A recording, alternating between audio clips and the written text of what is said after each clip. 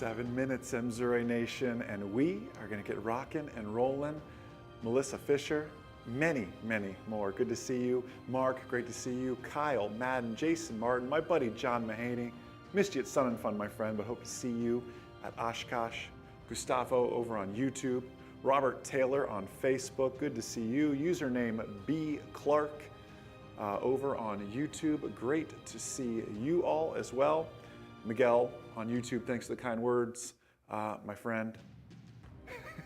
Username J Little on YouTube. He says, I hate the phrase flare. I'm with you. Transition your landings. Let's do it. Happy birthday. Good comment. I like it. What is happening, MzeroA Nation? We are about 6 minutes from getting started here, celebrating 15 years of MzeroA. Little history lesson, a little bit of wisdom, a lot of fun, and a lot of giveaways here today. Really excited about that one. Marilyn, great to see you. Thank you. Doug, good to see you. Coach Ray, as always. Hugh, what's happening, my friend? Eric Pittman, off the chain, what you and Taylor did today. That picture will be shown here shortly, so get Taylor ready.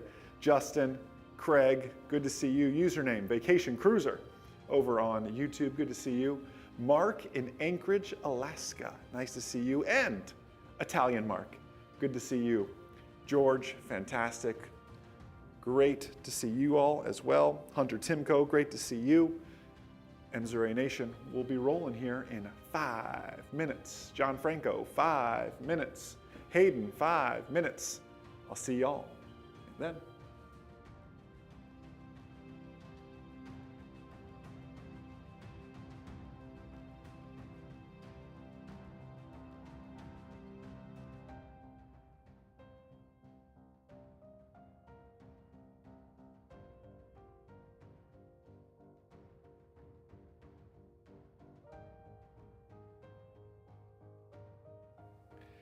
Everyone, world famous Jamie Beckett's here. The party can now begin.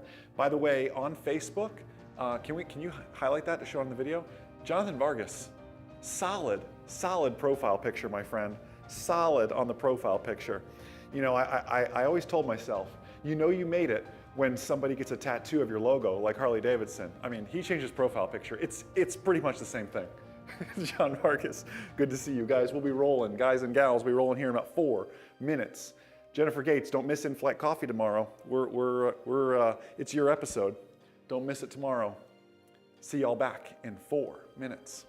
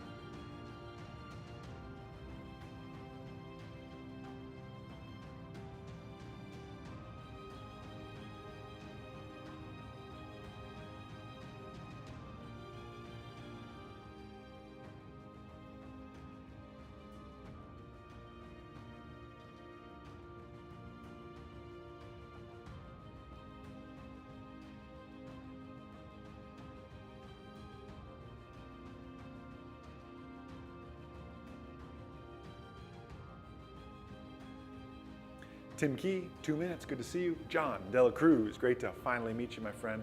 Mayor, I feel like I just saw you. Good to see you again, my friend. Anthony Jackson, be blessed, my friend. Good to see you. Lori Hansen from Texas, good to see you. Username on YouTube, MusicMom123. That's a good username, I like that. Good to see you on here.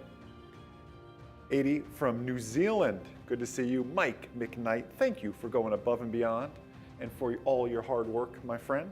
I did get all your stuff from the FBO, by the way, Mike. Thanks for that. Preston, what's happening? Scott, ooh, private pilot written test tomorrow. Awesome, my friend. We can talk about that. There's my buddy Marty Miller. Good to see you. Ben, thanks for the kind words on passing your check ride. Hey, Dan Steiner.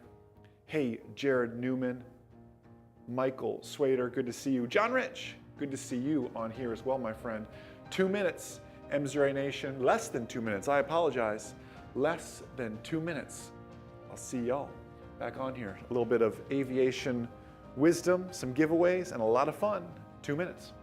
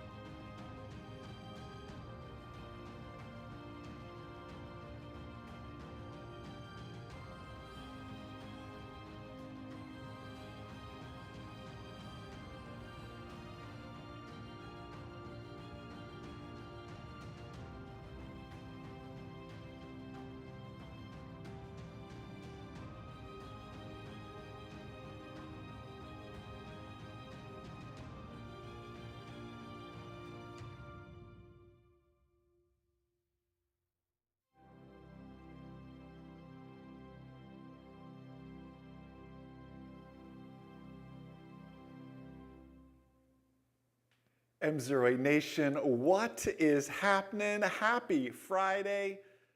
15 years of MzeroA.com today. Tax day of all days. The anniversary of when the Titanic sank. All these negative things, and somehow I had the idea to start a business. It doesn't seem like a very good day to start a business when you think about it. 15 years ago today. Hey, thanks so much for everybody being here, taking time out of your evenings. I know it is a holiday weekend as well. I just want to thank you all for being here and playing full out. I want to give some shout outs. You see we have the comments up there, over there, like you see that as well. Let's give some shout outs to Michael J. McMurray. I almost got your Bon Jovi joke, by the way. I was close to it. Marshall said, I don't look 15 years older. It'll creep up on you, Marshall. Bill Campbell, as always, good to see you. I told you I met Nick, by the way, right? Good to see you. Krista, great to see you and see you at Sun and Fun as well. John Verselli, where's that banner towing? Happy 15th birthday. That's what we need. Hey, Donna, great to see you as well. Doug, thanks for the kind words there. Hey, Danielle, great to see you. Robbie, Melissa, Mike, Eric Pittman, Rachel, Telvin. Hey, speaking of Eric Pittman, I need to show you all something. I don't know if you all are in the MzeroA Nation group on Facebook. If not, y'all need to go on Facebook, search MzeroA Nation. Look at that. Magda's like, oh, we didn't even practice for that one. She just had it there. Find the group on Facebook if you want some light and life in your Facebook feed for once. Look what his lovely lady Taylor made for us today. In a 15th birthday cake. The worst part about it is he's in South Carolina and I'm in Florida, and Magda loves cake, and I just don't know how we're gonna get that cake to us. I don't know how much dry ice it's gonna take, Eric Pittman, but we can make that work. It was very, very cool, and we're very thankful for that. Henry, Anna, Stephen Pearson, Steve Suter, Alex, good to see you all on here as well. Selena, great to see you. Thank you so much to everybody for all the kind words. Hey, before we dive into this here today, a few little ground rules, and I want to take just a quick little trip down memory lane.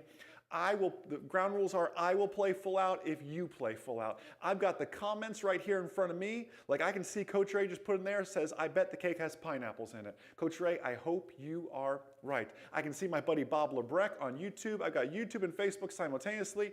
If you want to take this full screen, Magda's going to leave the comments up over there as well when we can do that as well. Hey, Ed Kessler, good to see you. So all I ask is that you play full out. If we ask questions, I want you participating. If you don't know the answer, whatever that is, we are a family. We are a true community here. We call it the MzeroA Nation.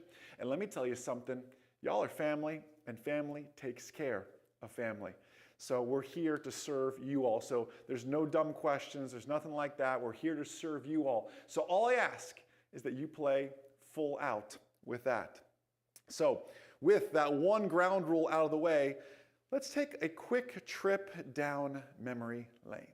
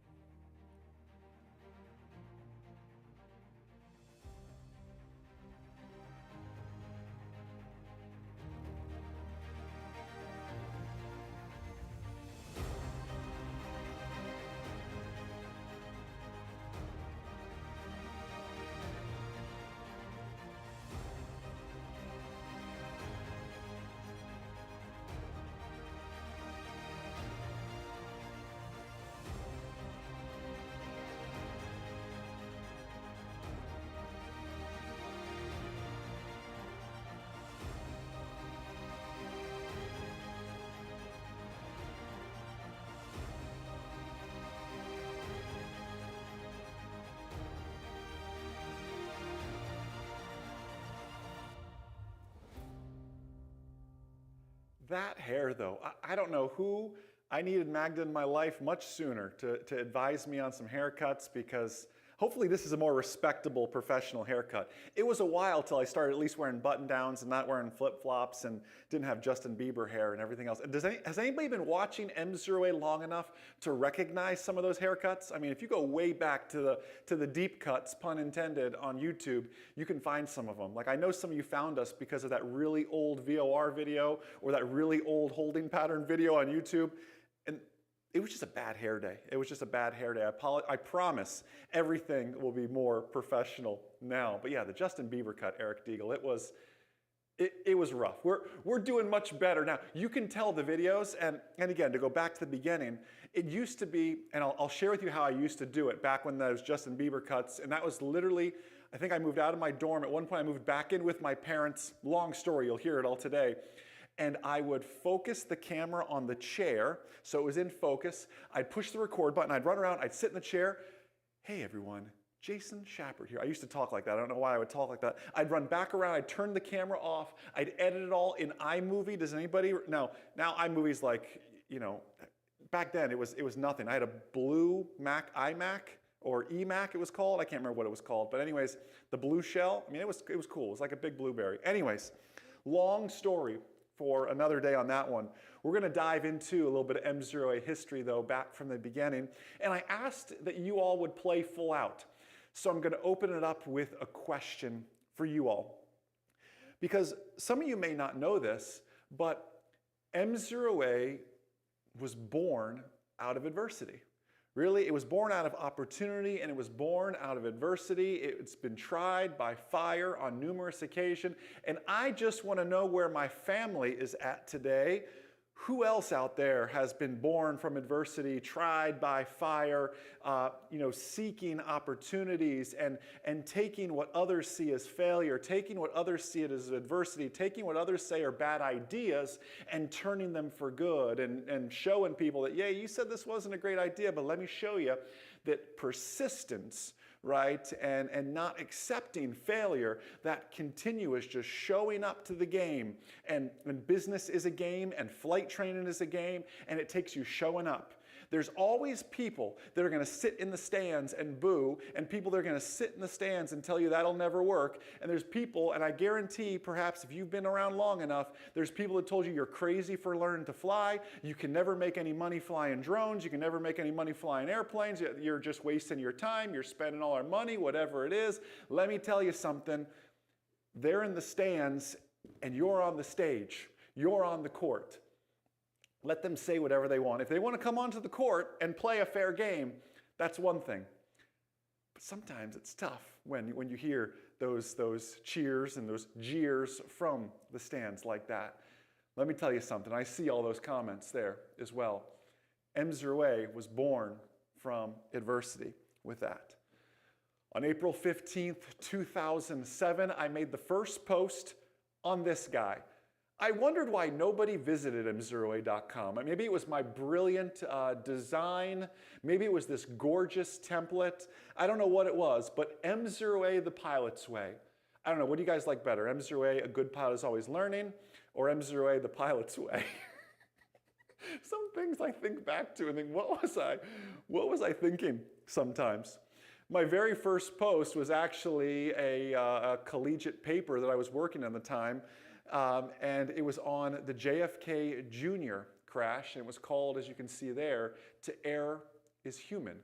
And I posted that on April 15th, 2007.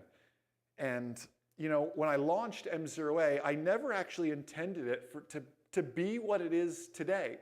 It was just a collective place to kind of share my thoughts, to upload my lesson plans, to try to reach my learners, my students that I had at that time. And it's grown over these 15 years, even beyond my wildest dreams. I'm a big note taker. And I'm also, as you all know this, many of you who've been following us for a long time know I'm a huge goal setter. And actually, Coach Ray and any of the MzeroA team, Eric Deagle can tell you, even those who know Mag and I well, I set some audacious goals, some scary goals sometimes. Well, I've always been a goal setter, maybe not as audacious back in the day. Let me show you a little bit of my very first notebook. This is now 2009, so we're in business about 2 years at this point. Look at this, the first arrow on the left, that is my current revenue. My only revenue stream was advertising, and the advertising receivable, I used big words like receivables and payables because I was a business owner, I had to use big words, was a whopping $13.55. My goal, next month's goal, I wanted to make $25, darn it, and I was gonna make $25. Robbie, you bring up a good point. What I shared during the 14th birthday last year was, we're just building our foundation. We may have these $25 humble beginnings, but we're always still building that foundation. And I was thinking about what this means as a 15th birthday as well. And I was thinking, you know what? For those of you that aren't in the United States, you may not get this analogy. But in the United States, when you turn 15, what can you get? And everybody wants to get it. Well, almost everybody wants to get it. Your learner's permit. And I look at it as MzeroA's turned 15 today, and we've just got our learner's permit. There is so much more driving to do. There is so much more certification to get. There is still a driver's license ahead of us. There's still 18 years old where we can vote. There are still so many more things we can do and grow into. We just have our learner's permit right now. You want to see some of my other audacious goals? Now, at this point, by the way, I'm working for Joel, and I'd be surprised if Joel wasn't in here. I was flying traffic. And you all know I was flying traffic, and one of my very first flying jobs, everyone asked, how'd you get so many hours, Jason? Flying traffic, with Joel as my witness from 7 in the morning, 7 to 9 every morning, and 4 to 6 every single morning, 4 hours guaranteed. And I would fly traffic around Jacksonville, Florida in a little 172. More on that in a second. And I'd fly the same route over and over and over. And I was Jason Schappert, your eye in the sky traffic reporter, reporting for a local radio station there while talking to Approach, while doing all these things and flying my traffic reports, saving up money, and setting goals like this one I found in my notebook. The date, this one, 2009 now. What do you want? It says at the top. I said, I want to build a newsletter to be published weekly, and I want to reach 1,000 people. I want to have 1,000 subscribers on there. What, the next arrow, what is the last thing that has to happen for you to have you achieved that goal? And I wrote down, that's my little boy handwriting. I still write like that, unfortunately. When I see that I have 1,000 people reading what I have to say, I will be blown away. Well, let me tell you something, MzeroA Nation, MzeroA family. I am blown away, and I am blown away every single day. I just ran the stats yesterday preparing for this, and if you add up Instagram and YouTube and Facebook, and you add up all our views combined, MzeroA is doing 25,000 views a day across our content. I am blown away at how you all attack this idea that a good pilot is always learning. I'm blown away how you all aspire to grow in all things. I'm blown away how it's 8 p.m. Eastern. For some of you, it's even later watching overseas. And I'm blown away how you all play full out on a holiday weekend. Well, through all of this, I'm still flying traffic and doing traffic for Joel and saving money. And about this point, I had my eye on one of my students. Back then they were students, now they're learners, right? We gotta update our vocabulary. And I spotted a little airplane. Who remembers this little airplane? 512 Romeo. Anybody watch 512 Romeo videos way back in the day? Well, I bought 512 Romeo on eBay for $10,000, believe it or not. That's a long story there, how that really happened. And I remember after buying that, and again, I was flying traffic, so that's where I was able to make the money, but I didn't have any money thereafter, so I moved back in with my parents. I see my dad's out there. Hey, Dad, thanks for housing me. Only kid to buy an airplane and then be so broke from buying an airplane, he had to move back in with his parents. No shame in moving back in with your parents, right? I said, airplane, if I get an airplane, I gotta move back with Mom and Dad. Living with Mom and Dad's not cool, but airplanes are cool. So I went out and I bought 512 Romeo and started doing flight instruction out of it, out of the Ocala area, and just working to pick up students and everything else. And David, I'll get to the story of where is the plane, because I didn't always maintain tabs on that little airplane. It was about this time as well in 2009 that shortly before this little thing called YouTube was launching. And this is what YouTube used to look like. This is not YouTube in the garage, but this is certainly YouTube well before Google. We launched our first YouTube channel on January 18th, 2009. And I just started putting cameras in the airplane. And this is even before GoPros and stuff. This is back when I would take a mini DV camera and I would literally, because the back of a 150, since there's no seat back there, there's a little bit of room, I'd put a mini DV camera on a tripod and I was filming it that way. But mini DV never did well with vibration and everything else. So this comes back to, a little bit of TV production background from high school and everything else, and working through those sort of things to start taking what I was teaching, because everything I was learning about business, and boy, my passions are aviation and business. I hope that comes through and everything that we do. I was reading all these business books and they said, you had to get leverage, Jason. You need to get leverage in your business. I thought, how can I get leverage in my business? It's me and a student in a Cessna 150. And then I'll never forget the first day one of my students soloed. And I watched my airplane fly by and I thought to myself, wow, I'm on the ground and I'm making money. I thought, that's a cool little concept there. How do I do more of this? Well, my idea was, I need more airplanes. But then someone said, yeah, more airplanes is great, Jason, but that also comes with it more responsibility, more liability, a lot of things. How can you create leverage a different way? And I thought, there's something to this little YouTube thing. I'm going to keep working on this YouTube thing because I can record a flight lesson once and leverage it in perpetuity as we work through it. About this time, someone encouraged me and they said, Jason, you should write a book. So I did. And I went out, and this is embarrassing to show. This is the original video. I had a green screen, but I didn't know how to use the green screen, so I just stood in front of the green screen. Look at the right arm. Well, it's technically my left arm. My sleeve is all rolled up. This is a button-down shirt that was given to me from a friend named Brian Merrill, who's probably out there watching. And I had no nice clothes. I couldn't afford anything nice. He gave me this shirt. And I wrote this little book called The Private Pilot Blueprint, stood in front of a green screen, and talked about it in my hand-me-down shirt with all of this. And it's just crazy to think. Where are my Private Pilot Blueprint readers at? We're on edition. I don't know where there's so many blueprints around here somewhere. It's okay. Where are my private pilot blueprints? Steven said, still reads yours. Yeah, I'm with you, my friend. We're working on even new updates with that. Patrick say, I love the shadow. Yeah, I knew nothing. People film in front of green screen, so I stood in front of one. I didn't know you had to do something with it. I just green screen, right? Like that was my level of knowledge. But the private pilot blueprint has gone on to sell tens of thousands of copies and just hopefully been a blessing to so many of you.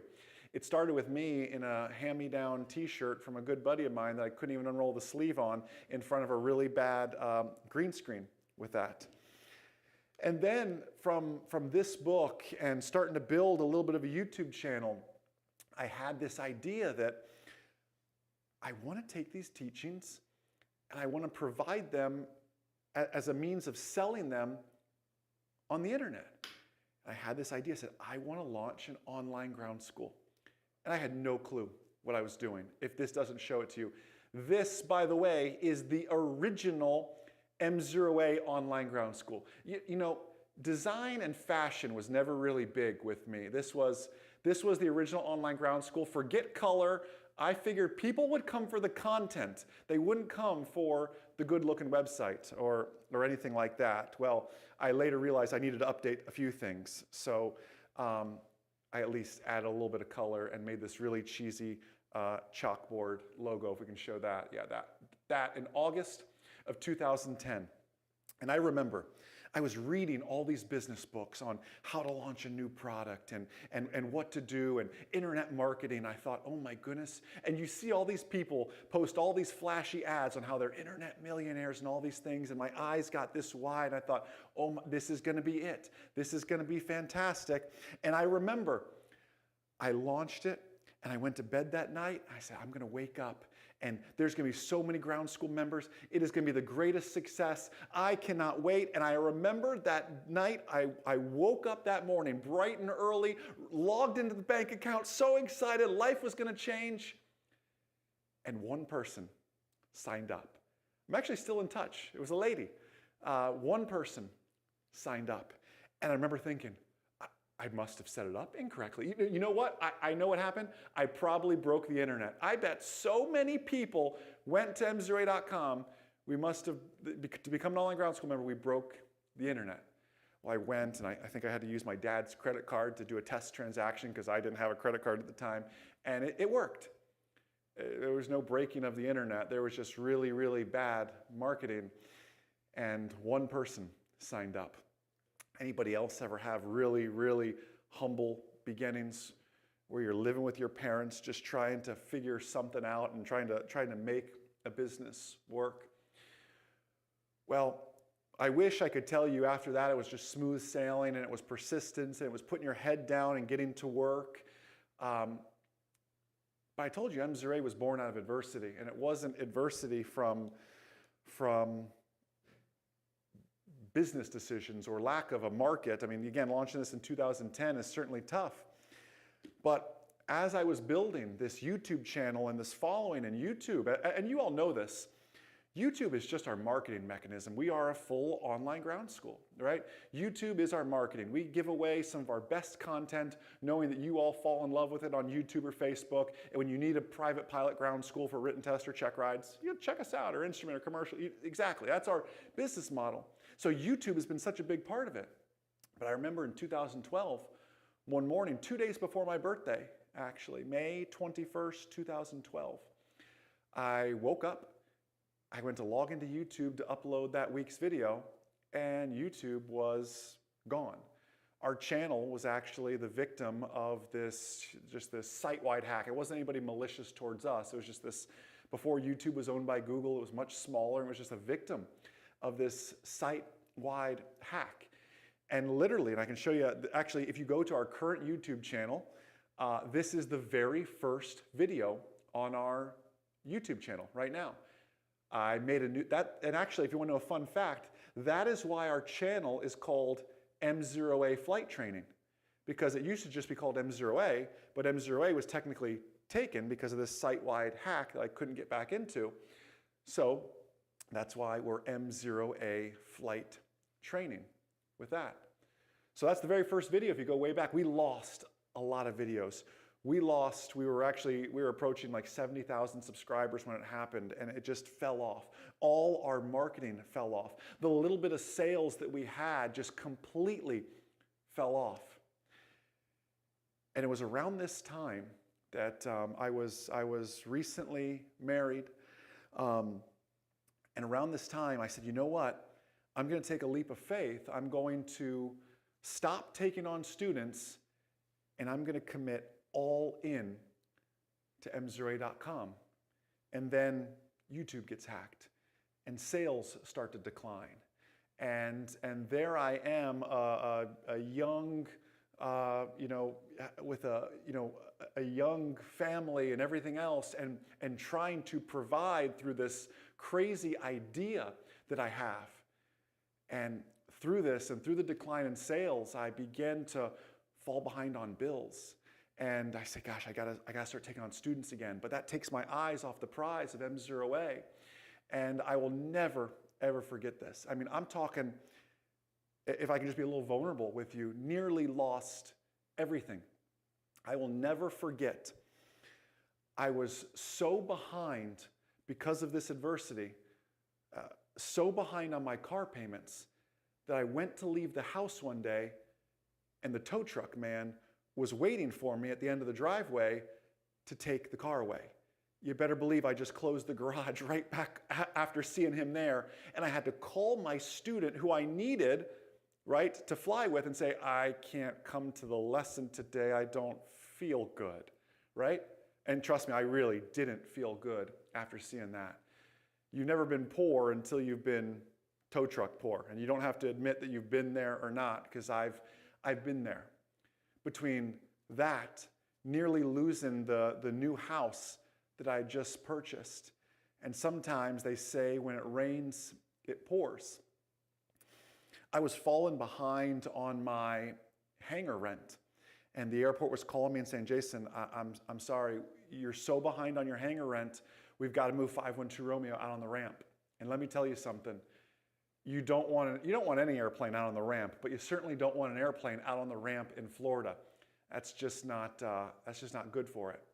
So my same buddy, Brian Merrill, who gave me all my hand-me-down t-shirts for those videos, he had a hangar over in Ocala, and I was at Denellen at the time. And he said, hey buddy, let me tell you something. I heard about what's happening. Why don't you fly your airplane over to Ocala? You can keep it in my hangar for a few months for free, just until you land on your feet, man. I said, wow. I said, thank you, Lord. Finally there was a ray of hope. It wasn't the debt collectors calling. It wasn't the sheriff showing up at the door. It wasn't the tow truck man at the end of the driveway. Finally, somebody said, Jason, here's the olive branch. Let me help you. Come on over to my hangar. I went out to Denellen that day, and this will bring this story full circle for some of you. I got in the airplane in 512 Romeo. I started it up, and the engine backfired. And I thought to myself, that's strange. In fact, I remember saying to myself, something doesn't feel right.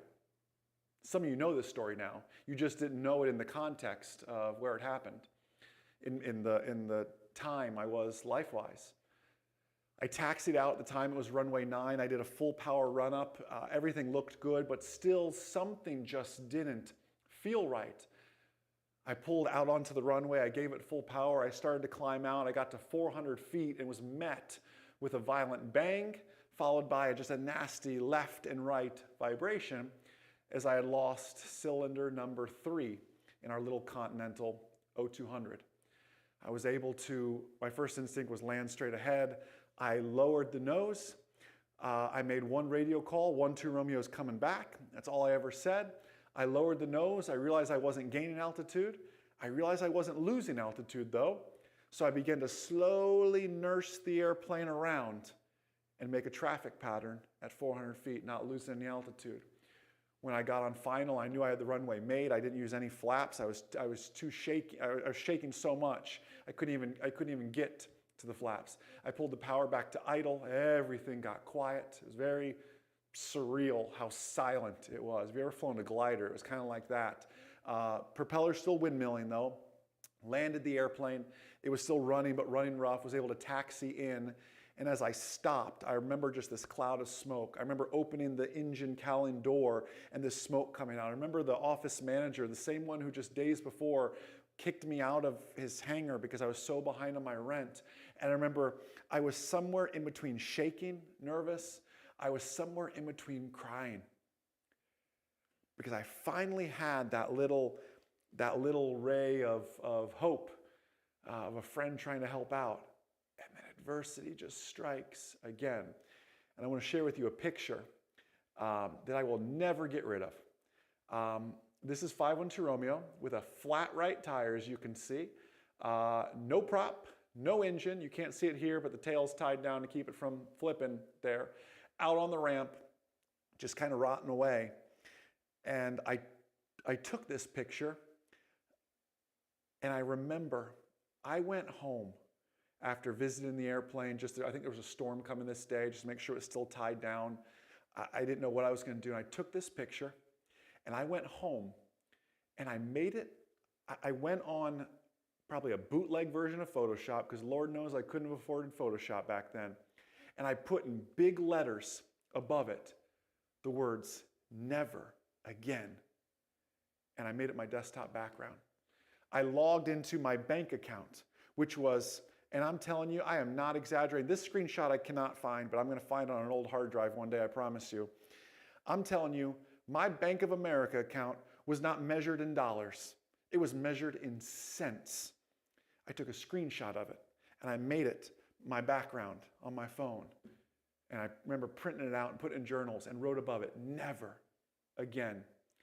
And I served that, and I used that frustration, that difficulty to really fuel me in that sense. I didn't have a lot of options. A local mechanic who's still a good friend and really probably doesn't even know this, but really a savior in a way. His name is Jerry.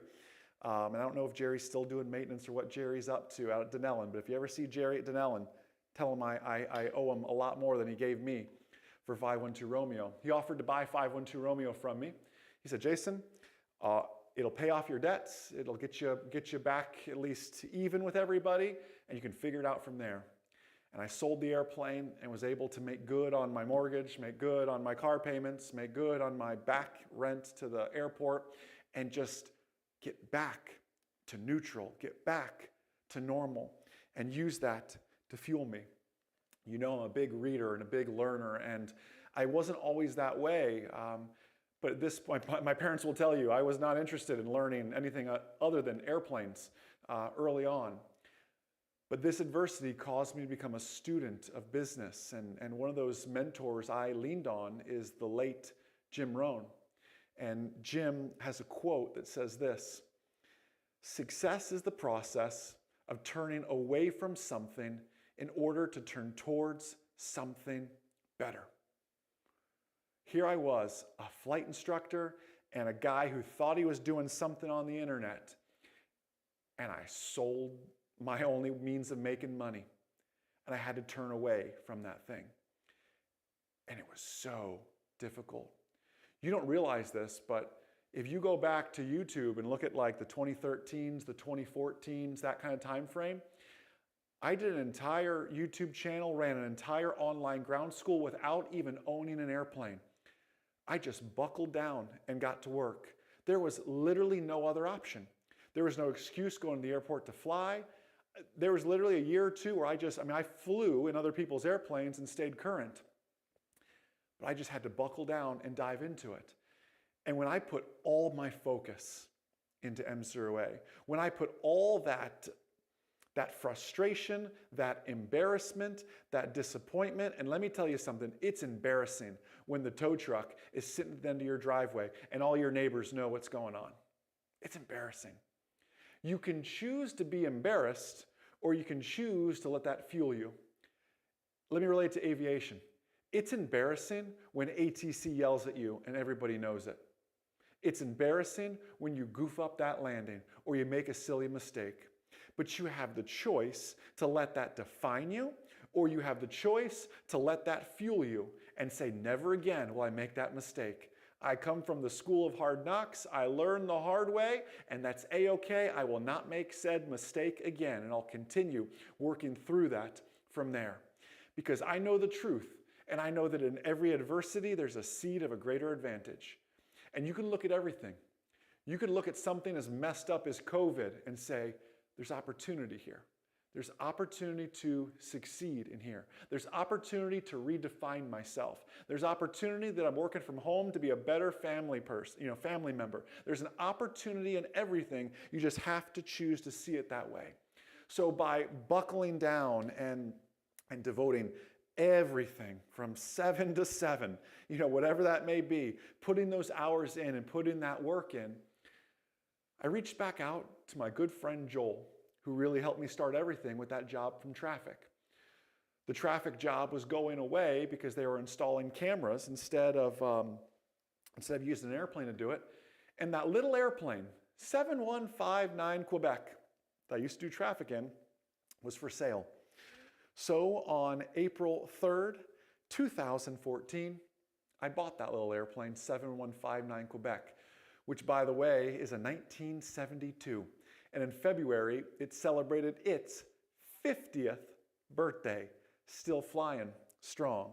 Now, you all know 7159 Quebec better than you think you do, because 7159 Quebec, for little MzeroA history, is also this girl here, 23 Mike Zulu. I ended up rebranding 7159 Quebec, which is ironically the plane I have the most hours in, because it's what I did all my traffic watch in, that and another airplane, and just flew the snot out of that airplane. Later, was able to rebrand it, as you all know today, as 23 Mike Zulu. You see, life has a funny way of treating us full circle sometimes. And I always say this. I say this to all MzeroA team members. Coach Ray hears it a lot. Eric hears it a lot. A lot of you hear this a lot. We love on everybody. I don't care if you've only watched MzeroA videos. You know what? It's funny because people, especially like at Sun and Fun recently, people were embarrassed almost to come up and say, hey, I didn't buy your online ground school, or I didn't buy a book, but I love your videos. I'm sorry I didn't buy anything. And they're almost like apologetic. I think, you know what? It doesn't matter. We're on a mission to make safer, smarter pilots. Whether you just use our YouTube videos, whether you buy our courses, it's fine with us. We're all family with that. And I always instill that in our team members, because I share aviation is so full circle, and you never know who's going to become somebody in aviation. Right now on this live stream is perhaps the next president of AOPA, the next CEO of Delta, the next #1 pilot at United. And I hope it's you. And I hope you remember us, right? When we're on our 30th birthday live stream and you're the CEO of Delta, or whatever that may. I hope you don't forget about us as you climb to the top as well. Aviation's full circle. The airplane I was flying that I could have been beating the snot out of doing traffic, I ended up buying later down the road. You're going to have stories like that as well. 2 days before Christmas in 2014, it was time to move out of the house and into, ready for it, the first MzeroA studio. Look at that good graffiti art. That's with John, who is still with us today. John is employee #1 at MzeroA.com and still with us here today. That's my dad. I like Dad's shirt. On the back it says "Still Undefeated." Dad used to play paintball a lot, and that was one of his paintball shirts, but it seems appropriate for this. And the first thing I said, rent the paint sprayer and give me some MzeroA.com graffiti. Well, the funny part is, once you do that, and we tried to paint over it, you could still see the MzeroA.com there. So it was really kind of tacky on my part. If you notice though, this is an old warehouse that's meant for auto maintenance.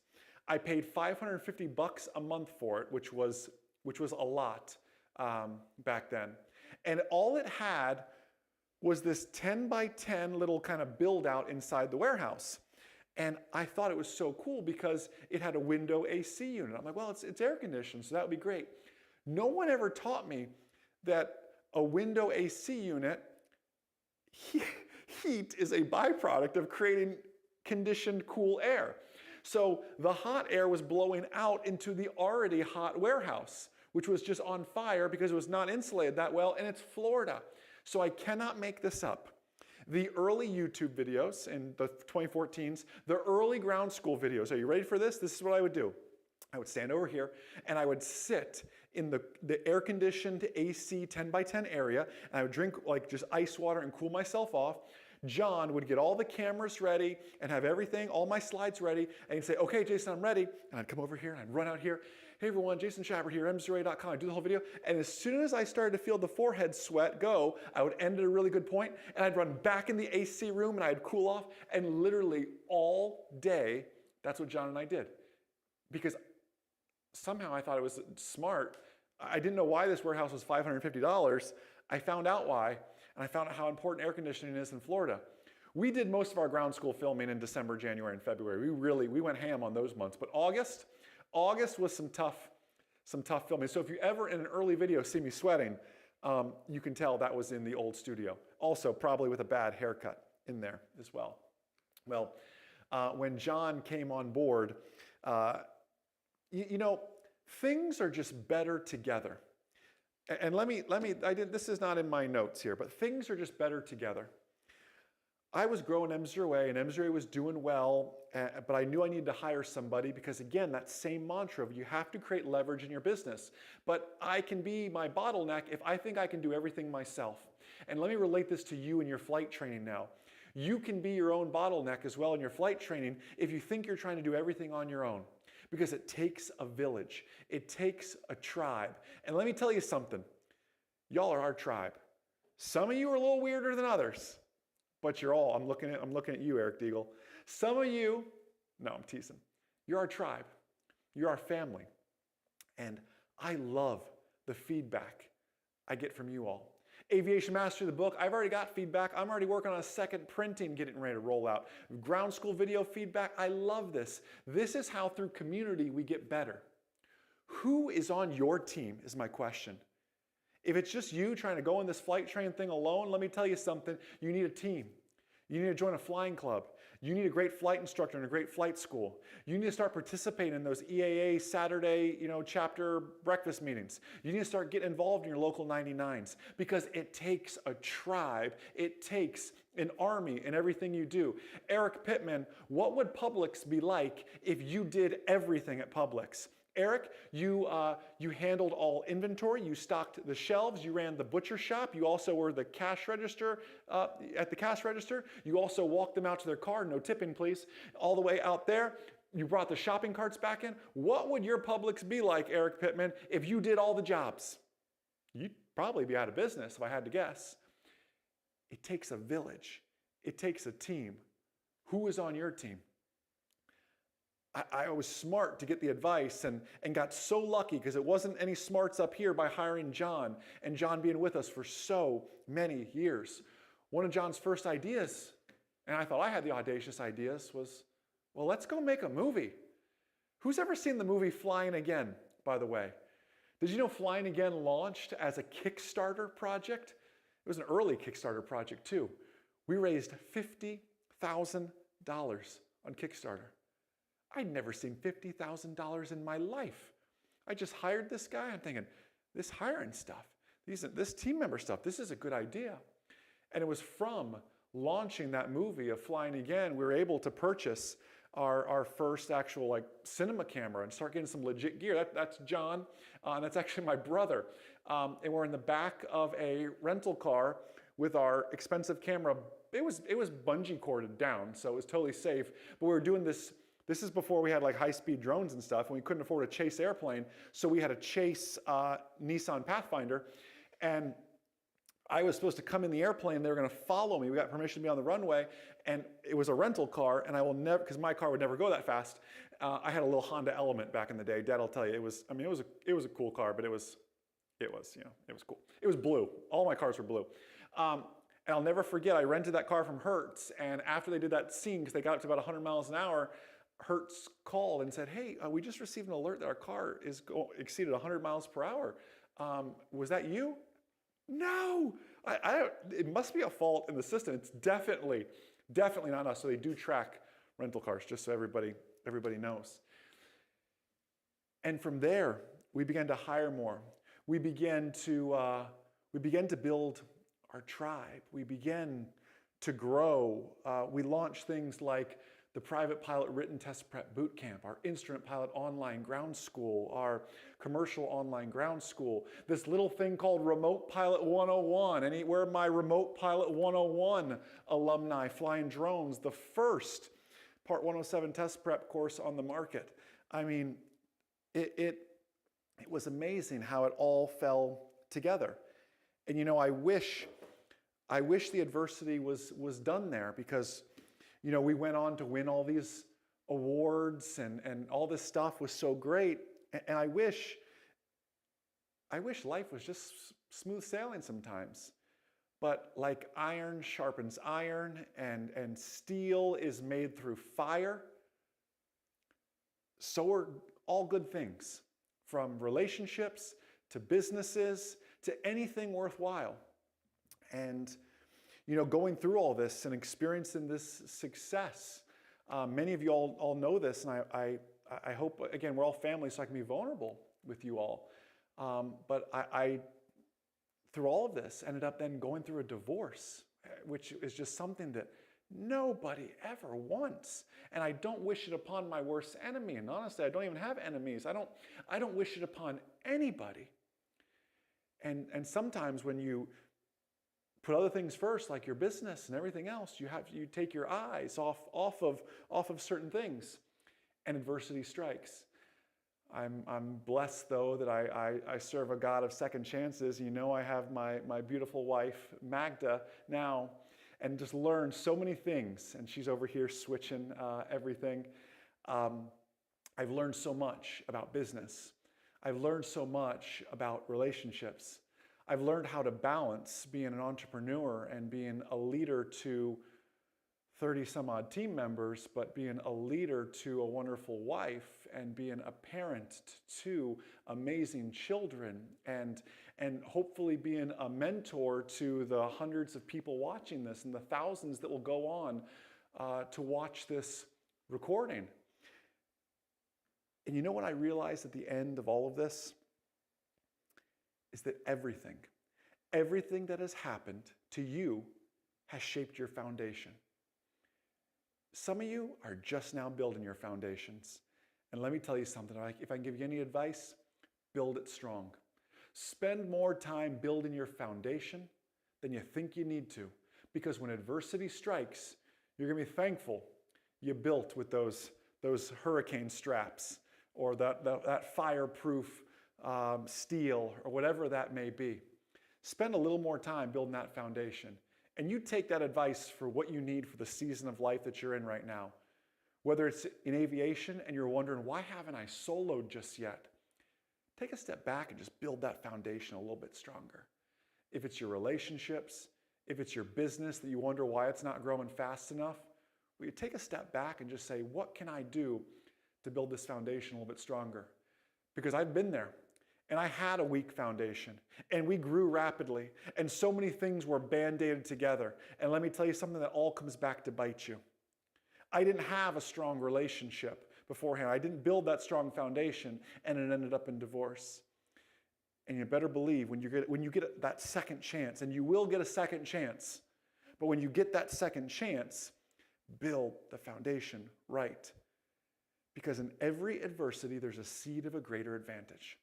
And I would ask you right now to find that advantage.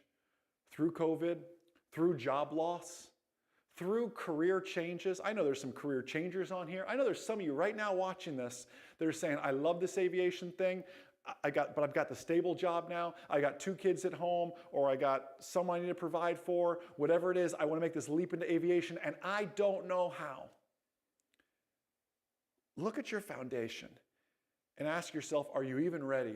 If all those blessings, if all that abundance just poured on you right now, would you be ready for it? Let me give it to you another way. Why do most lottery winners end up broke, actually in debt afterwards? Why do a large percentage of professional athletes who have a short athletic career end up broke afterwards after signing multi-million-dollar contracts? Because they never had the financial foundation, or they never had the relationship foundation, or whatever that may be, to grow from there. Maybe take a step back. Those of you who are looking at that and look at your foundation. Those of you waiting for a check ride and wondering what's happening. It could just be all part of the process in everything that you do. Everything that has happened to you has shaped your foundation. It's not about what you have, it's about who you become. And the person I am today is not the person I was 15 years ago.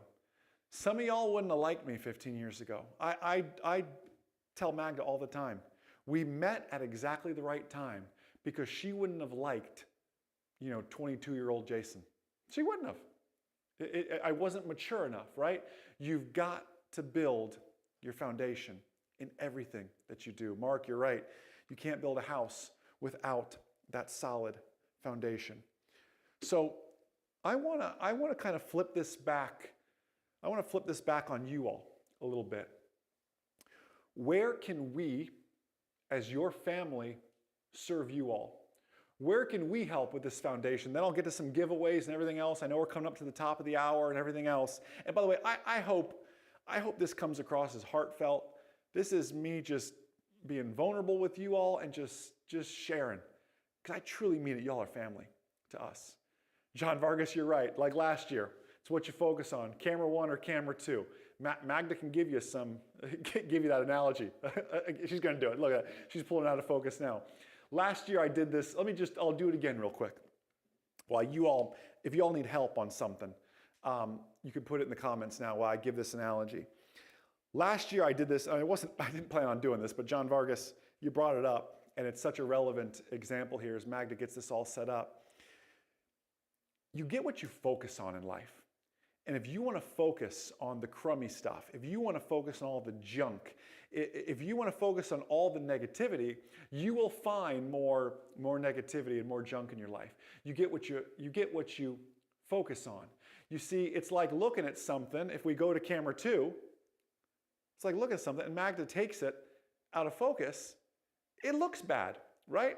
And I could sit here and I could deliver to you the best message ever. It could be life-changing. Jarrett, you could be the next Chuck Yeager. Jeff Gerard, I guarantee from this message, you're going to be the next Patty Wagstaff, right? You're going to be awesome. But if it's all out of focus, it doesn't matter. And then take it a step further. You make that camera in focus, camera 2, but if I'm over here looking at camera 1, right? I need to be where the focus is what it all comes down to. Watch, I won't go into the whole analogy. You can watch last year's video to see more of it. Y'all need some camera 1 focus is my point. Stop looking at camera 2 because it's blurry. Camera 2 is blurry. Take it off, camera 2, right? Camera 2 is blurry. Where do I want to... Oh, buddy, and by the way, one last thing. Did I change, by the way? Watch that. I'm not even going to move my feet. I'm going to keep right here. I'm not even going to move. I'm in the same situation. Camera 2, please. I didn't move. I'm in the same situation. It's all in how you choose to see it. You can choose to see your life as blurry and out of focus, or you can choose to have a camera 1 perspective because my feet didn't move. I'm in the same situation. I'm in the same studio. I'm delivering the same message. It's all about how you see things. So I know you haven't soloed yet and you got 40 hours and you're thinking it's something wrong with you, but it's not. It's something wrong with your focus. I know you've canceled your check ride 4 times and you're starting to wonder, oh my goodness, will I ever get this thing done? I'd encourage you to change your focus. I know you're still at that job and you wish you were sitting, left seat in a King Air 350 right now, but why don't we enjoy the foundation we're building now and change our focus? You have to change your filter in life. The situation will be the same, but let me tell you something. The outcome will be entirely different in everything that you do. Anyways, perspective. Perspective, Lori, I'd add to that. Persistence, I'd add to that in everything that you do. Y'all are awesome. Magdalena, great job on our little impromptu focus exercise. We didn't practice for that one. That was fantastic. Anyways, now she goes, now this lens makes her nervous. She wants to bring it back in focus in case camera 1 does die, and we need camera 2 because you should always have a backup plan too, right? Right? We always have a backup. Anyways, listen. Let's give some stuff away. Then I want to take some questions here for you all. I'm going to give away a few things. I'm going to give away some coffee mugs because y'all know I love coffee, right? Will you all be watching In-Flight Coffee tomorrow on the MzeroA Facebook? In-Flight Coffee on the MzeroA Facebook tomorrow. You're not going to want to miss it. We're talking electronic flight bags tomorrow. We're giving away these Aviate tonight. Aviate, come on, focus. See, you got it. It's all about what you focus on. Aviate, Navigate, Caffeinate mugs. It comes fully bubble wrapped. I mean, that is one of the many features of these mugs, if I can get it back in there. All right, we're going to give away a coffee mug to, let's see, what can I ask? Okay, how, and I need you to be so specific. I need you to be so specific. To win this coffee mug, please only participate if you don't have this coffee mug yet. How do I like my peanut butter and jelly sandwiches? There's only one proper way. You have to be a diehard MzeroA fan to know this. There is only one correct way to make a peanut butter and jelly sandwich, and if you know it, I want you to put it in the chat, and I will send this to you. I will send this to you. There's only one right, and if some of you don't agree with this, I don't even know if we can be friends anymore. It is that serious. It is that serious. Only participate. Only participate. TJ, hey, my friend, good to see you. Long time no see. All right, there's only one way. Hold on, let's find some. Hold on. All right, Dr. Bill, that's one of them. What's the other aspect? Coach Ray, you can't participate? Wow, someone said cut diagonally. No, I'm not a child. TJ, you should know. It's not diagonally. How did Renee always make it, TJ? You know. Let's see. Triangles. No, I am older than 12. All right, hold on. No, and wow, I'm disappointed here. I am disappointed. Hey, Chris Stater, hold on, go up. I'm not going for the first one. Can I peek it? Yeah, you find one, Magda. Magda has one. She's looking. There's only one way to eat a peanut butter and jelly sandwich, and let me tell you this. It is creamy peanut butter with strawberry jelly. Wow. Creamy, yeah, they gotta have both. Creamy peanut butter with strawberry jelly. Did anybody get that? Let's see. I mean, some of you. Well, there you go. Tim Key, do you have a mug? I saw Tim Key's. Tim Key, if you don't have a mug, this is yours. Tim Key, I need you to email Sarah at MzeroA.com, and you know the rules. The subject line must say this: I'm a winner, Jason said so. Then when you introduce yourself to Sarah, you have to say, hey y'all, and then please send her your shipping information, and we will get this out to you. Let's give away another mug. Let's do something a little bit easier. I thought the peanut butter and jelly sandwich would be easy, but some of y'all, I don't know if we can be friends anymore, because if you all like crunchy peanut butter and grape jelly, Chris Stater, I don't know if we can be friends anymore. I'm just a little disappointed. Another mug with stickers. What is the most important word in aviation? Put it in the chat. What is the most important word in aviation? Most important word. Maybe the most powerful word. Now I'm leading you all. What's the most powerful word in aviation? And no, Magda, it's not clear prop. It's not clear prop. Oh, pick one out, Magda. There's a bunch. I'm gonna let Magda pick. That way I cannot be held liable for someone who did not win. Magda, you pick the winner.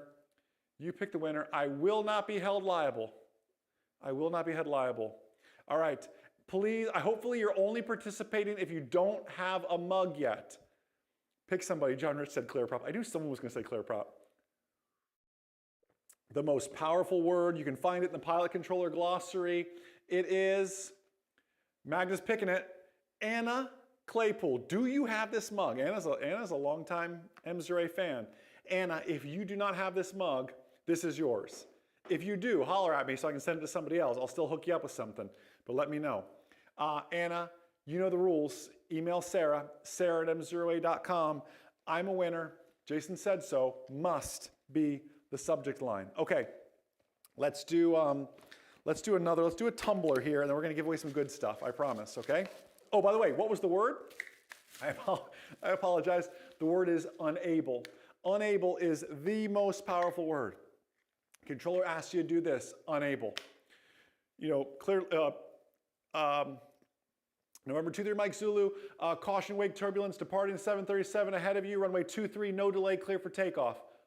Unable. I don't need wake turbulence in my life, right? It's unnecessary. I get bumped around enough, I don't need anything else.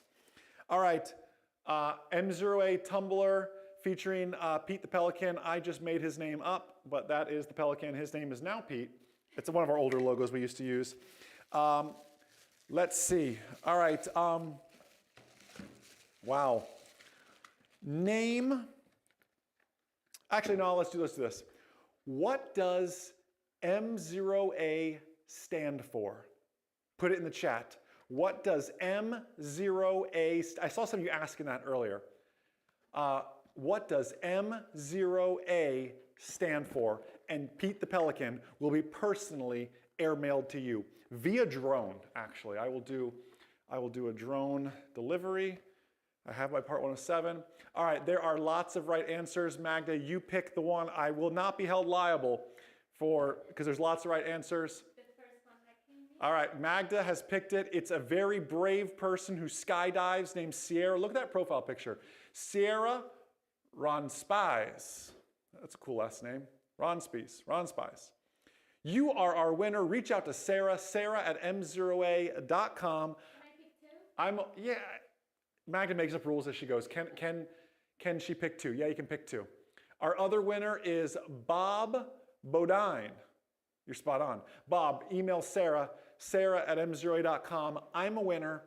Jason said so. Must be the subject line, or I have given Sarah implicit authority to disqualify anybody who doesn't send the subject line in. She cracks up. I do a one-to-one with Sarah every week, and she goes, Jason, they send the subject lines exactly how you say to. I said, good. Because as pilots, we follow instructions, right? And plus, I want you to think that you're a winner. You are a winner, all right? By the way, what does it stand for? It stands for Mach Zero Aviation. What's the story behind it? The story is I always wanted to be a fighter pilot. In fact, it was the F-15E that I wanted to fly. I did 4 years of JROTC at Westport High School, Joe. I had all these dreams of being an Air Force aviator or a Navy aviator. Shoot me off an aircraft carrier, send me out of Air Force Base. I didn't care. I wanted to fly the F-15E. However, I learned a little late. I'd taken the ASVAB test, everything. I was too tall to fly. So I wanted to fly at Mach 1. Instead, I'm flying at Mach 0. Thus, Mach 0 Aviation is born.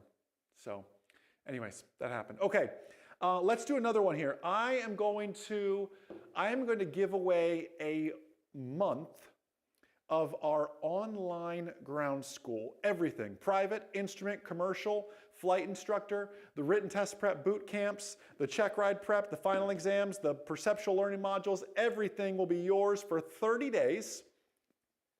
So please only answer this question if you are in desperate need of getting your written test done, getting your check ride done, or just kicking butt on getting started in there. By the way, this will give you access to me every Tuesday via the webinars. Where are my ground school members at, by the way? Ground school members, report for duty. Type in me in the chat. Even alumni, where are you at? Can you please share with all the non-ground school members how amazing the MzeroA online ground school is? Every Tuesday you're stuck with me.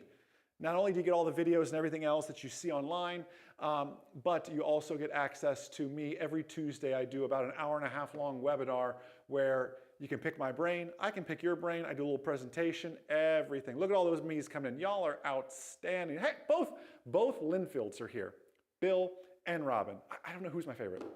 So I can go 50-50. What do you think, Magda? Who, Bill, Robin? I could go 50-50. All right. Listen, 30 days of the online ground school, and I'm going to ask it as a question. I'm going to ask it as a private pilot check ride question. All right, you ready for this? So please only participate if this is something you need. Let's find it. Okay, there are 3 main types of structural aircraft icing. What are they? There are 3 main types of structural icing. What are they? Put it in the chat. Yes, Magda? If we get it wrong, they really need the ground. Magda said, if they get it wrong, they really need the ground school. So we should give it to them if they get it wrong. Good point. Next, I'll do another one that's not an aviation question. I'll do another one that's not an aviation question. Three types. Pick somebody, Magda, pick somebody. They're all sneaking in there. You pick. You're gonna hang out with me for a month, basically, on webinars, in the videos. There's three types of structure. The AIM will define like 18 types of icing. There's three main types. Magda, you know what they are. Go through and pick one. All right, Magda picked a winner. I'll give away another one in a second. I know what Matt meant spelling-wise. I think autocorrect did him dirty on that one. Matt Morell, you on YouTube are our winner. I think autocorrect did you wrong on that one, though. I think you meant to say rhyme, mixed, and clear. Rhyme, mixed, and clear are it. Matt Morell, I need you to email Sarah and tell her, I'm a winner. Jason said so. Sarah@MzeroA.com. And let her know that you won 1 month of online ground school, and she will hook you up. Yeah, rhyme. That's a tough one. Okay, let's give away another month of online ground school. Let's do another one. Let's ask it a different way.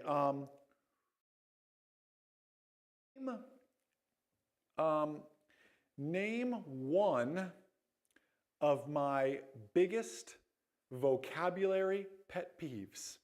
If you have watched any MzeroA video, or especially in Flight Coffee, or any podcast, you know I have certain pet peeves when it comes to vocabulary. I like things said and used correctly.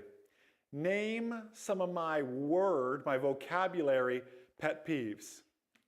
I didn't say words I couldn't say. Where'd it go? Username FTC, that was meteorology. I didn't say words I can't say.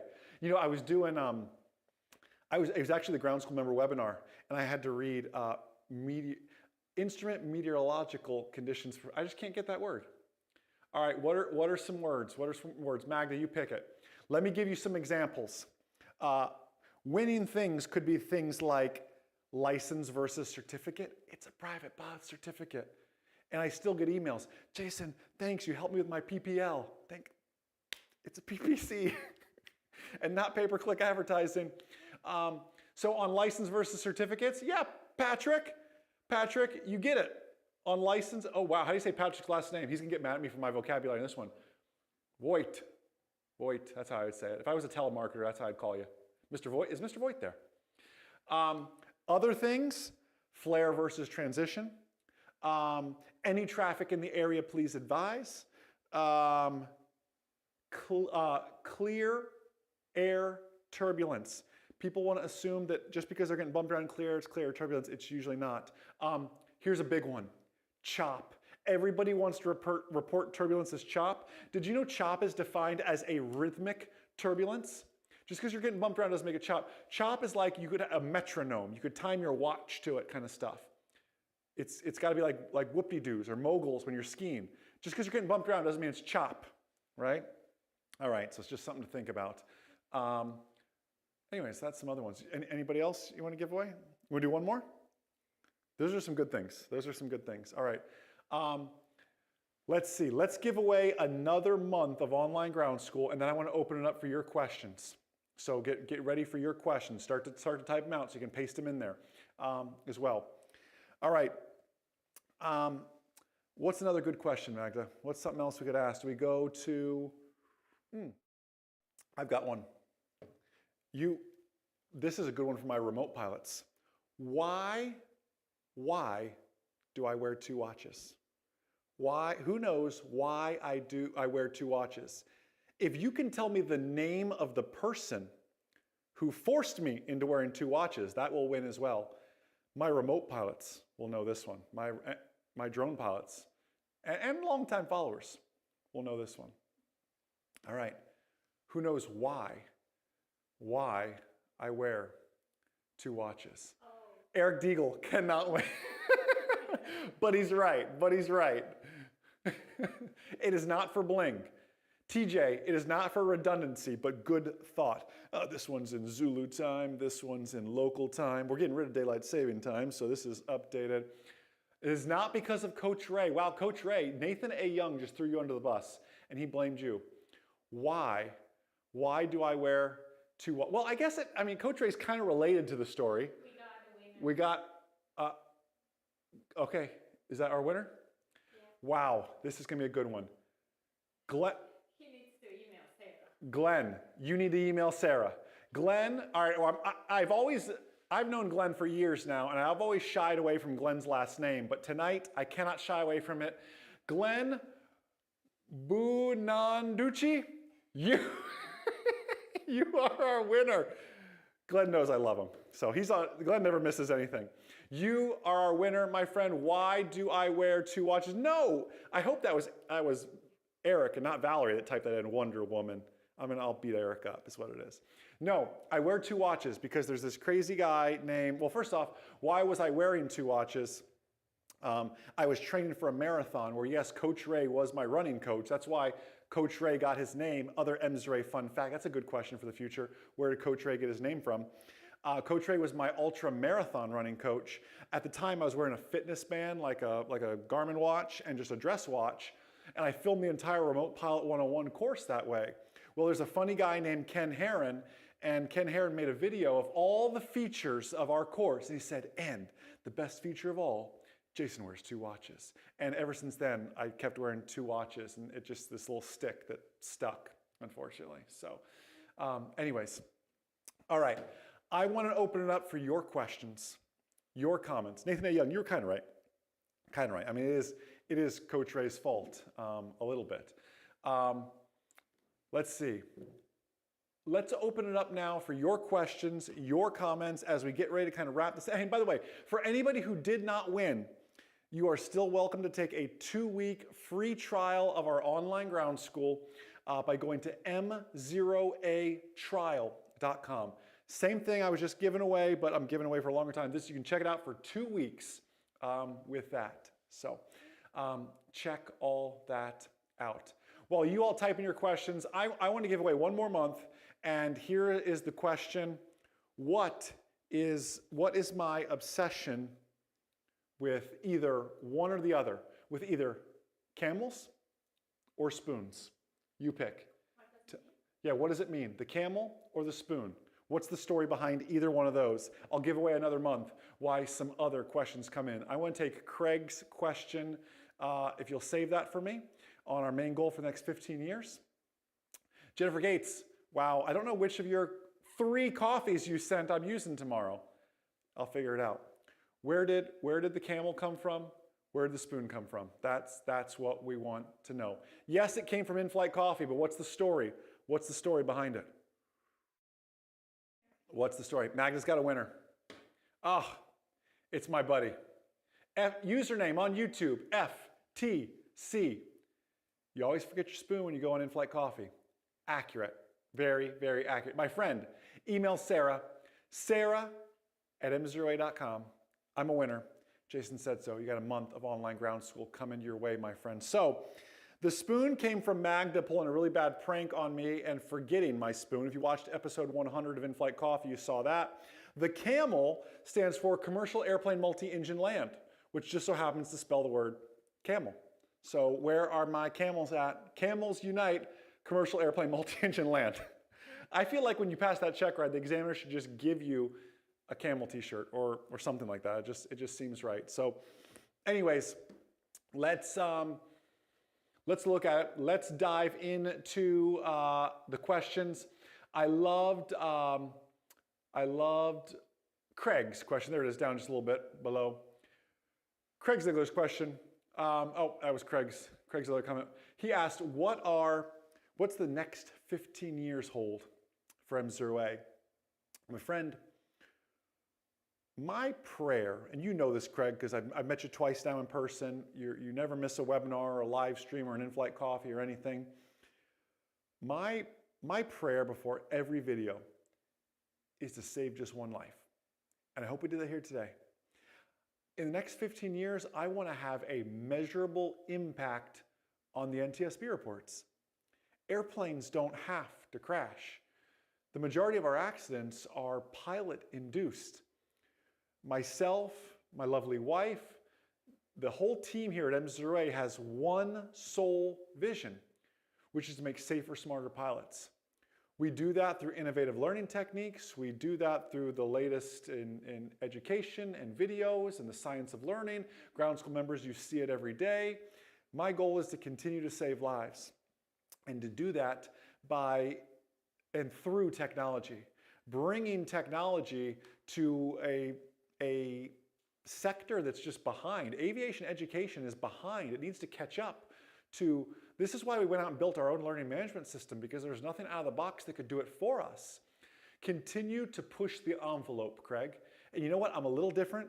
I'm a little audacious. I can be verbose sometimes. My teaching style is not for everybody, but the next 15 years is not just more of the same, but injecting more technology in it as well. Great question.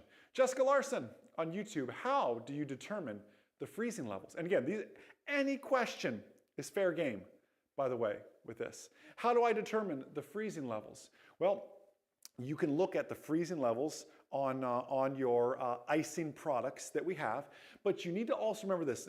You can look at air mets, you can look at freezing levels, you can look, but you have to remember something. The FAA defines it as known icing conditions.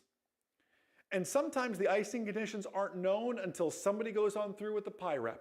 So what you need to be looking at, Jessica, is you need to not only be looking at the actual freezing level itself, but remember, there also has to be moisture at that freezing level. You also, Jessica, I don't know where you're at geographically, but you need to have some no-go freezing level days. I will not go flying if the freezing level is at the surface. I don't care if it's clear and 10. If it's at the surface, I'm not going. It's a combination of where is the freezing level and where is the cloud deck as well that you need to keep in mind with all of that. You have your icing products. You have your PIREPs. Please don't neglect your PIREPs as well. Chris Stater, my good friend Chris Stater. Chris's daughter is the one who made us this. And I'll bring it over here so everybody can see it. Is the one who made us this. Pretty cool, huh? Chris and his lovely wife, Cindy, came to visit us. They were some of the winners of the Fly with Jason sweepstakes. Chris asked if you can point to one thing in the 15 years, what is the secret sauce for your success as a business? If I had to pick just one thing, wow. It's persistence in everything. I remember when I said I was gonna teach people to fly online, they told me I was crazy. We were the first people to use the phrase online ground school, and everyone said that will never work. You can't use the internet to teach people. The internet's not even fast enough. We're still on 56K mode, like that's not going to work. The technology wasn't even there. We were early, and sometimes pioneers do get arrows, and we got plenty of arrows. But persistence and getting up every day and choosing to focus on camera 1 type stuff and not camera 2 type stuff, right? Focus on the right thing and believing in that dream and not giving up despite all the boos and everything else. I know some of you are that way in your flight train right now. Some people are telling you, you can't do that. You're too old to learn to fly. You're too old to make a career change. You're not smart enough. They're just talking from the stands. Tell them to come down on the court and play the game with you, and then they can give a more fair assessment with that. Persistence. Persistence is also one of the keys to success from Napoleon Hill's book, Think and Grow Rich, one of my favorites as well. Jeff Christensen, good to see you, my friend, on YouTube. An instrument pilot is practicing approaches under the hood with a safety pilot. Can each pilot log, or what can each pilot? Well, Jeff, oddly enough, we've done an entire webinar on this all together as well. Jeff, it depends on the safety pilot. It depends on the airplane. Remember the definition of a safety pilot. They have to be rated in that category and class, and there's endorsements in there as well and need to be endorsed. Jeff, if you're flying a Beechcraft Baron and somebody just holds a airplane single engine land, right? They cannot go be your safety pilot, nor can they log that time appropriately in there as well with that. There's so many scenarios. I've literally done an hour-long little presentation on that. So anyways, let's go find some more here as well. If we can scroll on through. Ivan, the freezing level in Florida. There's not much of a freezing level in Florida. Colin, any tips for a personal minimums list? You saw, and you know I talk so much about having hard set personal minimum numbers. I just shared this with my online ground school members. I will not go flying if the clouds are less than blank. I will not go flying if the winds are greater than blank. I will not go flying if the visibility is less than blank. How do you set that, my friend? Well, let me tell you something. Let me give you, I'll give you some examples here. My personal minimums are different if I'm flying with my wife. My personal minimums are different if I'm in 2-3 Mike Zulu flying with Matt, who I probably have the most flight time with of all the MzeroA team members. My personal minimums are different if I'm flying in, you know, I've been doing a lot of Cirrus flying lately. I raise my personal minimums. I'm a good Cirrus pilot, but I'm not a great Cirrus pilot. So I raise my personal minimums. It depends. Am I flying in the Florida area where I know most of the airports, or am I flying to Oshkosh where I don't know every airport, and I raise my personal minimums there? So you have to adjust them based on the circumstance as well. Glenn Watson, what's the best way to relax before a check ride and prepare for the oral? Glenn, you're going to love the month of May. May busts out mock check ride May, my friend. My best advice, if I had to summarize it in 30 seconds, I'll give it to you in a full long video the first Tuesday in May. But my friend, it's tough, but let me give it to you this way.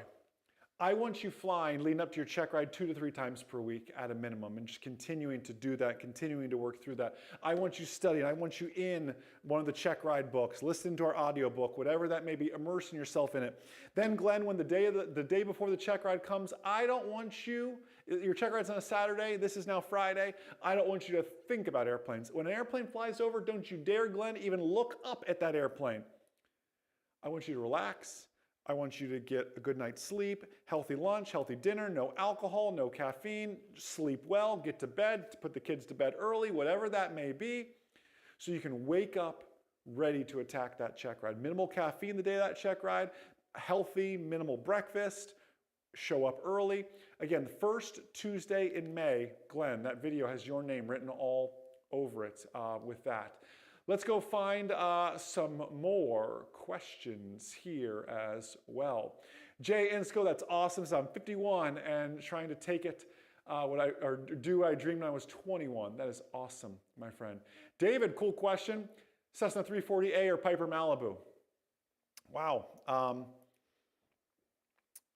You're talking two different things though, because remember the 340A is pressurized. A Malibu, unless you're talking a Malibu Mirage, the Malibu is not, a Malibu Mirage is, like the Malibu is more like a Matrix, more than anything. The 340A is a little bit of a larger cabin, but if you're shopping 340As, you might as well look at 414s in there as well, which may even bring you all the way up to 421s from there, my friend. So it depends on your mission as well. If piston is the only way to go, you need to tell, and this goes for anybody, if you are buying an airplane, you need to first tell me what is 80% of your mission. Because I don't want to hear, well, I want to fly to Oshkosh once a year and that's 2,000 miles. That's great. I want to hear your mission. My mission is going from point A to point B and I do it twice a month because it's for work or whatever it is, or it's to see my grandkids or whatever that is. I need to know your mission with all of that more than anything to tell you with that. Chris Stater wants to know, when will the next Aviation Mastery event in person be held? Chris Stater, we are planning said things, and we're going to do them in Florida. We're probably going to do them in Naples, and we're probably going to do those in, I don't know, January or February of next year. No promises just yet, but we're planning it. That'll be easy for you to come down, Chris Stater. You can stay with the in-laws. As far as, do private pilots need spin training? Just know how to recover from it. Do they, from an FAA standpoint? No, it's not legally required to do spin training. Should you learn as much about spins as possible? Absolutely, you should. Absolutely, you should. And not just, you know, power back, ailerons neutral, rudder opposite, elevator forward, right? You've got to learn more than that. Get some turning stalls in there and everything else. Wow, Eric Pittman, good question. Wow, how do you know when your foundation is ready? And Eric, let me pause for a second because I know your story and I know your goals and how you want to partake on that. You'll know your foundation is ready, Eric, Because right now, my friend, you are still in a planting phase, as crazy as that sounds. It is not time to harvest just yet. You are still planting seeds. Now, let me ask you something. Are you planting, Eric Pittman, and everybody else, are you planting the right seeds? Because some of y'all are planting thorns and weeds and junk and wondering, why are weeds and junk growing when I want roses? Are you planting the right seeds? Eric, I know your story, and without revealing too much of your goals and ambitions, more than you want to reveal, are we planting all the right seeds? Are we heading in the right direction? Are we getting, because what you wish to undertake requires a financial commitment, requires a time commitment. And are we planting those seeds that are just the tiny steps to get it there? You know, so many people wait for a financial windfall, that home run, oh, when I get the time or when I get the money. Well, when never comes sometimes. You have to diligently plant those seeds and tend to those seeds and care for those seeds for them to grow into the harvest, for you to get out there and actually make that harvest. But for that to even start, you have to ask yourself, am I planting the right seeds? And there's been seasons of my life where I waste seasons because I learned a whole lot, but I was planting the wrong seeds. Or I was planting the right seed at the wrong time as well with all of this. So that's great. Krista asks, do I plan on having a flight school one day in addition to the online ground school? You know, so many of you know Magda and I are blessed to be able to invest in Rex Air down in Naples. And honestly, my goal, back to Craig's question of what's our 15-year goal, I want to continue. I want to continue just to build an aviation legacy, build an aviation little empire in a way, just a place of shared values, of culture and safety in everything that we do. And that may mean acquiring other little flight schools and planting other flight schools and little seeds like that. So just if your flight school's for sale, reach out to Magda because she has to vet it first anyways. So, so that's that. Let's see. Tim Key, can a commercial check ride be taken in a Piper Cub? My friend, remember, you need a TAA, a technically advanced aircraft. So is a Piper Cub a TAA? I mean, I guess it could be. You're flying one of those Legend Cubs or Carbon Cubs. I guess it could be a TAA, technically. Now, another workaround to that, what we used to do back in the olden days, because the complex airplane was so expensive to rent, we would do half our check ride, half our flight portion in the complex airplane, and then the maneuvers that didn't need to be demonstrated in the complex airplane, we would hop in a little 150 and do it that way. So that's an option as well with that. Henry, great question. Why do you not like to add flaps in a turn to base? Mr. Jason. Am I at that age now, Magda, that I'm going to start being called Mr. Jason? I'm not married to an old man. She said she's not married to an old man. Okay. Yeah, Mr. Jason. I appreciate the manners, though. I'm big on manners, so I like manners. Here's my thing, Henry. I am not a big fan of flaps in a turn, and here's why. Let's say I'm on base, I'm on final, I'm low, and I'm slow, and I'm turning. What happens when I'm turning? Well, in a turn, one wing is producing more lift than the other. They're both producing lift, but there's a horizontal component of lift, and there's a vertical component of lift. So if I am low, I'm slow, and I'm turning, and I add in flaps, that now means one wing is producing more drag than the other wing as well, if all other things are considered equal. Then I also know flaps have a tendency, Chris Stater, to make the nose go where on your little Dakota? They make that nose want to come up when you add it in there. So here I am, Henry, I'm low, I'm slow, one wing's producing more lift than the other. I add flaps, which adds one wing creating more drag than the other, and then I'm already in a turn. If I don't catch that nose coming up, I have all the ingredients I need for a stall spin at a very low altitude. Let me phrase it this way. Can you safely add flaps in a turn? Yeah, if you know what you're doing, you can. If you keep that nose coming forward, if you push that nose forward, it can be done. And nothing will ever, I know people have done it their whole lives, nothing's ever happened to them. However, you got to remember, I talk to people who have 0 hours, and I talk to people who have 30,000 hours. and I always err on the side of caution. So I teach that we do not add flaps in a turn, because it'll be that one day you forget, and the controller tells you turn direct to the numbers, and they're rushing you, and you forget, and that nose picks up. And aviation is not like driving. You do not call AAA when something goes wrong and pull over. We don't have such a luxury. So you've got to think about that. So anyways, that's why I'm not a big fan of flaps in turn. Valerie made a good comment as well. What if you have a split flap? And I have had a split flap where one flap comes down, the other doesn't. So now you really exaggerate that turn for better or for worse. I am not a fan of flaps in a turn. Can it be done? Yeah, if you know what you're doing. But you know, in aviation, I just always assume I don't know what I'm doing because I want to be the safest pilot possible. So anyways, all right, let's go find some more here. Let's go find some more. Let's see. Yeah, Mark, I'm with you. I teach my students not to use flaps in a turn. I'm with you. It's a law of primacy. Then you teach that early on, you'll be A-OK. Murat said someone should come up with that company, AAA of the skies. The CTO of the skies. That's what we really, really need. Marilyn, I like that. It says also calling when I'm turning base, turning final. What Marilyn's referring to is at a little pilot control airport like down at Marco Island. Maryland's probably where you do all your pilot controlled operations. I make my radio calls, Marco Island traffic, Skyhawk 23 Mike Zulus, turning left base or turning final for this runway. Why do I call it turning? Because number one, it's easier to spot a turning aircraft, and two, to say I'm turning, that's more specific as to where I am in that actual traffic pattern. If someone just says I'm on the downwind, well, the downwind's a big chunk of airspace for another pilot to have to scan.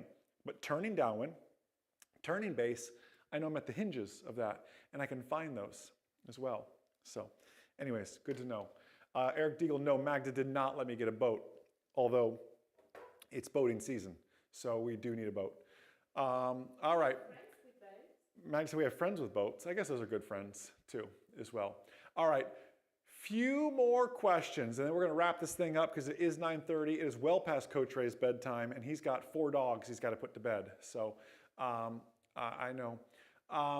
Let's see, Tristan, the youngest person to know who's soloed. I mean, in the United States, you got to be 16 to solo. So solo on your 16th birthday, something I had the privilege to do, and many, many others have had such a privilege to do.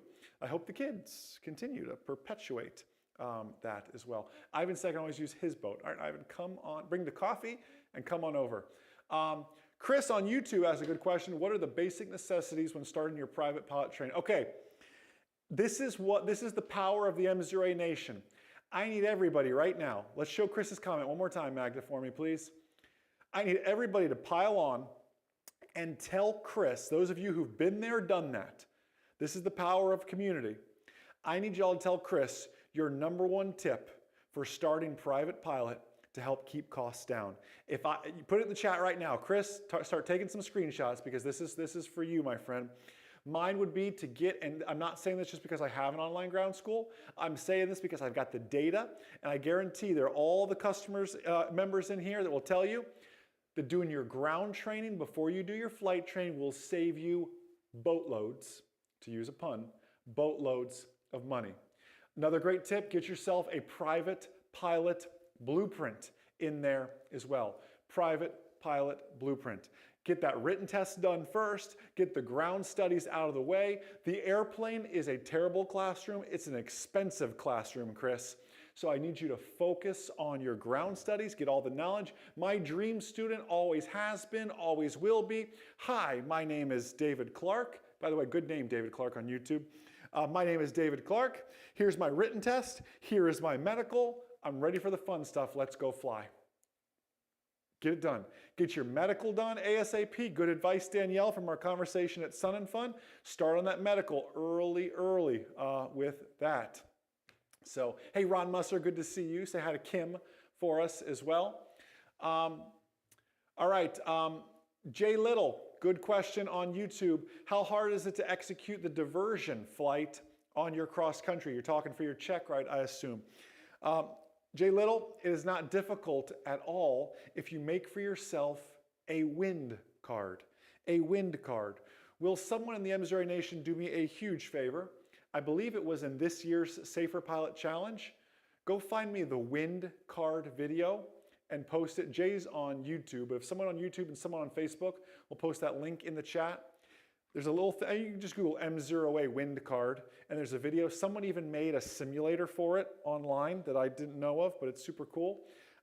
Your diversion will be very, very easy after you make a wind card, my friend. Let's see. All right, let's find some more. All good tips coming in, all good tips. Thanks to the kind words on the wind card. Timmy Lee Smith, yep. Chair fly, yep. Chair flying's good. All right. JP, NMR, where's? How far in advance should I take the knowledge exam before starting instruction? Well, remember that expires after 24 calendar months, my friend. So realistically, I wouldn't take your knowledge test if you think it's going to take you more than 2 years to earn your private pilot. It won't if you have all that knowledge. But if the financial situation isn't there or anything like that, you absolutely need to work on that and to do that as well. So focus on that as well. All right, let's find some others here. Yes, Captain Table MDR. Thank you, my friend. How do you see the drone pilot continuing in the future, my friend? Those of you who don't have your Part 107, by that meaning a certificated drone pilot, are missing out on the next wave of aviation technology. Those of you who sit back and want to poo-poo drones and stuff are going to miss out on the next big wave of aviation technology as well. I'm saying it again. If you're a manned pilot, you should earn your Part 107. It's very, very easy to do. If you don't have it, you need to have it as well because the space is growing. There's so much room for entrepreneurship in everything that you do. So great job with that. Henry, oh, what a good question. He said, maybe not an aviation related question, but how do you maintain a good relationship? Well, Henry, let me tell you something. Good piloting skills and good relationships have the same thing in common, good communication. If you can talk to ATC well, and you can talk to your spouse well, and be open and honest and say unable when you're unable, and do what you say you're going to do, and let your yes be yes and your no be no, and understand what that controller is telling you, understand what that spouse is telling you, not be afraid to speak up, because as a mentor of mine, Tony Robbins, says, the quality of your relationships is the quality of your communications. The quality, and Jason Schappert says, the quality of your flying is the quality of your communication. Did I just compare flying and marriage? I think I did. I hope I didn't cross the line there. Hope that's okay. Anyways. And always learning, Craig said, and always learning. A good spouse is always learning too. Wow, that's a good one. I like it. Danielle, yes, even if you don't have a drone, Danielle, you can earn it. Now, Danielle, knowing your situation, earn your private pilot first, unless you're just like itching to fly anything, then you can. Earn your private pilot first, and it'll be much, much easier to earn your Part 107 with that. So, listen, MzeroA Nation, it's getting late. I'm gonna let you all get back to work. Eric Deagle, don't take everything I said as gospel there. Eric Deagle said, can you say unable to your spouse? That's one thing I'm not brave enough for. Eric, if you'd like to test it out and tell us how Angelina reports back, please do such. Yeah, and film it. Yeah, film it for us so we know. Hey, Jason, don't start by saying Jason said. All right, don't do that. So anyways, listen, MzeroA Nation, thank you. Thank you so much just for all that you do. TJ, Mike Collins, good to see you all on here. Thanks for taking time as well, but just thank you. Thank you so much for playing full out. Thank you for listening to the story of adversity and just learning to grow in everything that we do. You all are just such a blessing to us. If there is anything at all we can do to just be a light to you, to help you live that lifestyle and pursue aviation mastery in everything, to be that safer, smarter pilot in all things, please, please, please. never hesitate to reach out. I look forward to 15 more years together in everything that we do. Have a blessed, abundant, and just wildly successful flying career. And most importantly, remember that a good pilot is always learning. Have a great night, everybody. I'll see you.